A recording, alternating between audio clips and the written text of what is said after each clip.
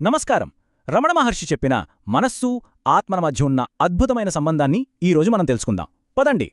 అసలు మనసుకు, ఆత్మకు నిజంగా ఏమైనా తేడా ఉందా? ఈ ప్రశ్న మనల్ని తీవ్రంగా ఆలోచింపజేస్తుంది. ఇక్కడ అసలైన నిజమేంటంటే ఆ రెంటి మధ్య ఎలాంటి తేడా లేదు, అసలు ఏమాత్రం లేదు.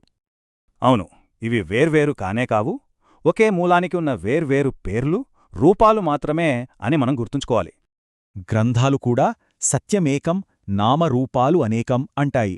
అంటే సత్యమొక్కటే, కాని పేర్లే వేరు. ఈ విషయాన్ని సులభంగా అర్థం చేసుకోవడానికి ఒక చిన్న ఉదాహరణ, బంగారం అలాగే నగల పోలికను తీసుకుందాం. నగలకు రకరకాల పేర్లు, ఆకారాలుండొచ్చు, కాని వాటన్నిటి వెనుకున్న అసలు సత్యం కేవలం బంగారమే కదా. సరిగ్గా అలాగే మన మనసులో మెదిలే ఎన్నో ఆలోచనల వెనుక ఉన్న ఏకైక సత్యం ఆత్మ మాత్రమే.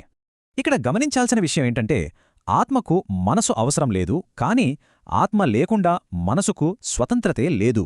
ముగింపుగా ఈ లోతైన ప్రశ్న మనతోనే ఉండిపోతుంది. ఆత్మ లేకుండా మనసు ఎక్కడ ఉంటుంది? ఈ సత్యాన్ని విశ్లేషిద్దాం.